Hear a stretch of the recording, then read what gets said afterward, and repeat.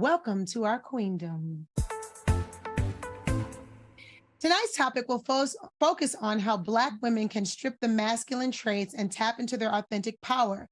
This topic stemmed from a conversation between attorney Ebony K. Williams and Iyanli Von Zant. During a conversation about how Black women can position themselves in their divinity, Iyanli asked Ebony if she would date a bus driver. Ebony then replied, if he owns the bus. I mean, if he owns it. And then Iyanli added, well, that's a problem because the standards and criteria that we use to measure men is off for who we are as women and who they are in this society. So ladies, I know you've been seeing this conversation all over social media. What are your thoughts on this conversation? Vivica, let's go to you first. Well, Ebony, baby, you answered that question so wrong. I'm so sorry. Choices are everything. And I get it. You was being transparent and straightforward, but boy, did you just put down a whole group of good, strong men that are hard workers and work hard. I mean, yes, we all want guys that run companies and this, that, and the third, but I don't know, the way she answered it to me, I just thought was awful. Yeah. Lisa Ray, what do you think? I'm in the middle because, I can say that I know what she meant, but when you don't say it or articulate it in a way in which, people will make it a soundbite, then you get this right here, which is what we're doing, is talking about it, Correct.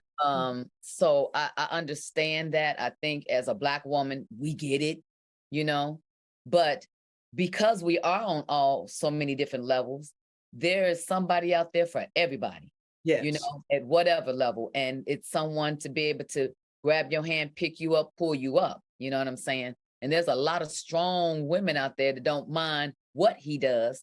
And here's a great example. Remember Ashford and Simpson? Remember, she met him in Central Park. You know what I mean? And she pulled him up, took him to church, dusted him off, and they, fellowship together. They fell in love, they married, and it was the best duo ever, So, I think that she could have answered that with more depth. I agree. Wow.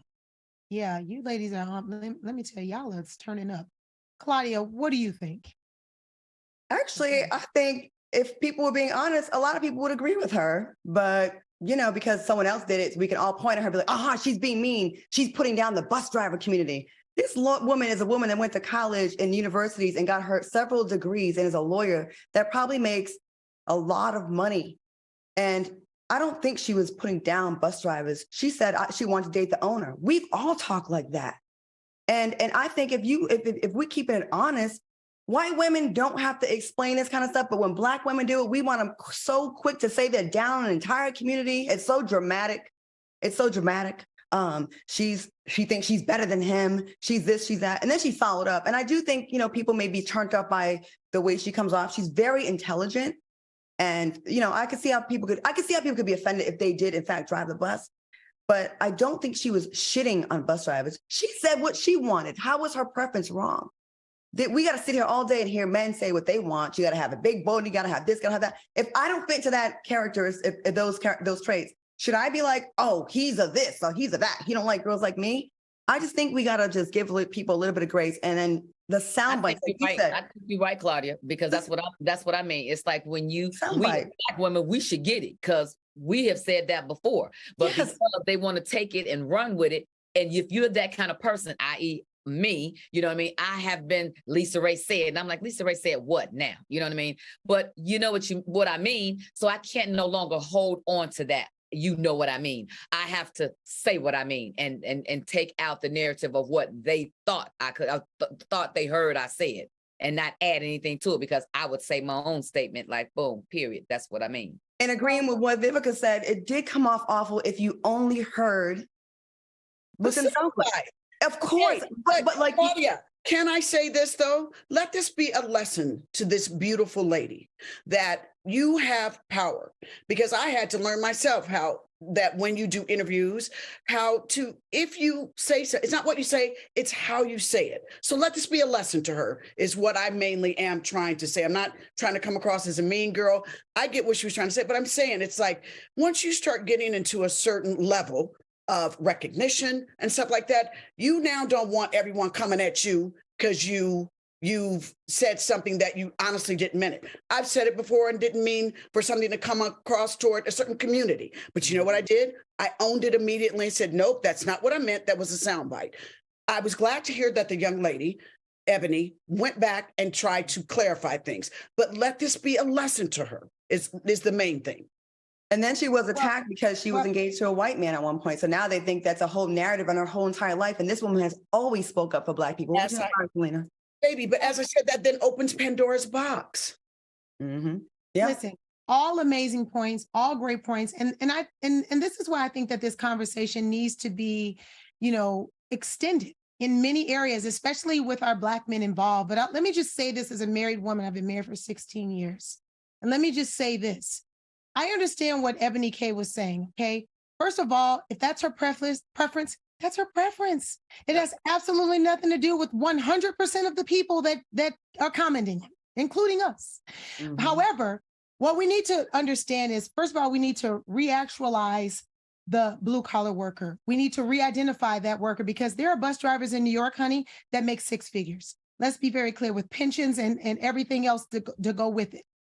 What I understand from her, though, which I'm going to lean on her side a little bit on this is, and not even really her side, because I don't know if she meant this.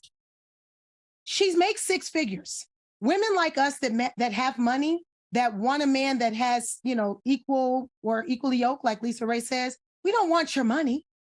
We want you to have it for you, because you need to have that money for your ego, for your stance, for your pride, so that you can come into relationships strong. Because if not, you're going to come into relationships insecure. You're going to pressure. You're going to blame us for making more. Listen, it's going to cause problems down the line, possibly. It's just like if a man has a roaming eye or anything else. If we see something in the relationship that may not be in alignment with us, which could be that you don't make enough money, that could be a problem down the line. Could cause depression, anxiety, and so many other things in the relationship. Not to say that would happen with all men, but there are so many other reasons. She doesn't need your money, guys. Ebony doesn't need your money. She just wants somebody to be equally yoked, someone that can help her grow and you all grow together. And I think that's what she was trying to say. She just didn't communicate it like she should have. But this is a great conversation. It needs to be expanded, extended, and talked about in many platforms. I'm glad that we could touch it, ladies. Thank you so much for your amazing opinions and wisdom. Of course, all you queens have so much wisdom.